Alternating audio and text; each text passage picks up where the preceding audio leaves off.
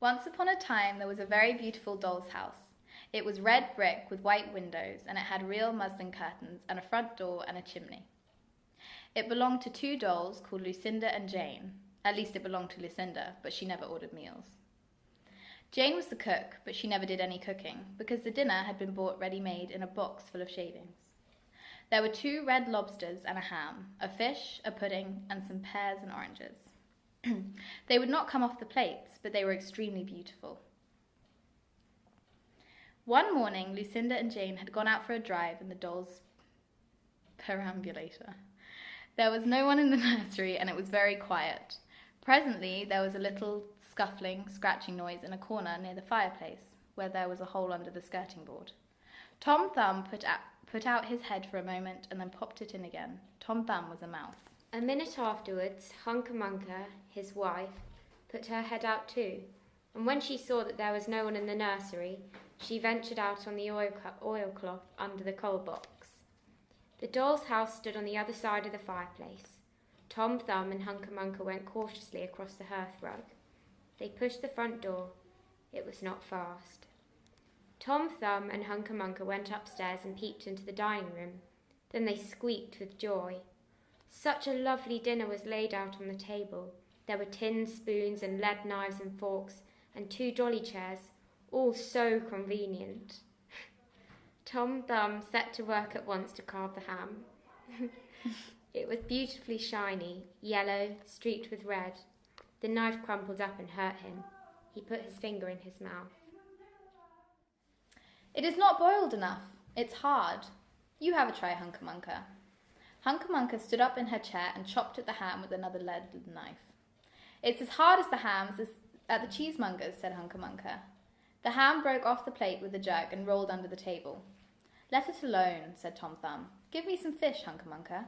Hunca Munca tried every tin spoon in turn. The fish was glued to the dish. Lost his temper. He put the ham in the middle of the floor and hit it with the tongs and with the shovel. Bang, bang, smash, smash. The ham flew all into pieces, for underneath the shiny paint it was made of nothing but plaster.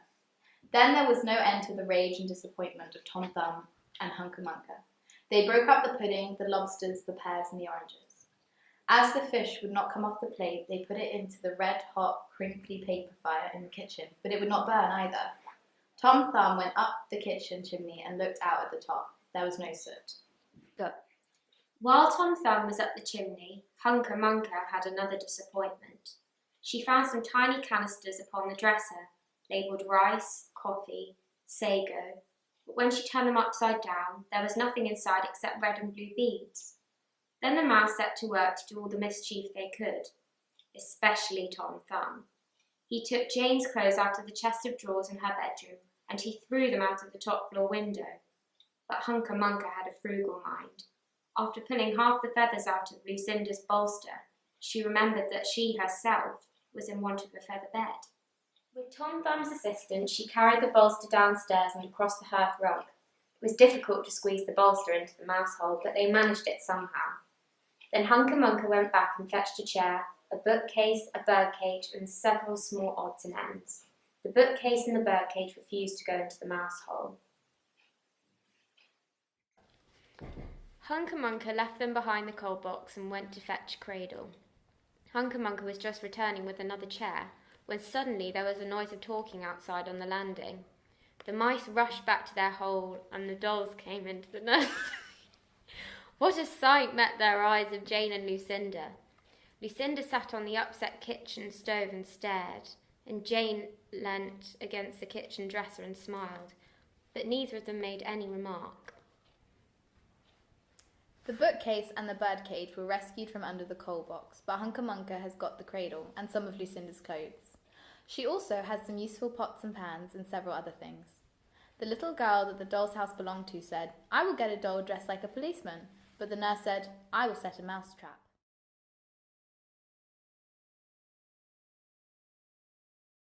So that is the story of the 2 bad mice, but they were not so very, very naughty after all, because Tom Thumb paid for everything he broke. He found a crooked sixpence under the hearth rug, and upon Christmas Eve, he and Hunca Munca stuffed it into one of the stockings of Lucinda and Jane. And very early every morning, before anybody is awake, Hunca Munca comes with her dustpan and her broom to sweep the dolly's house.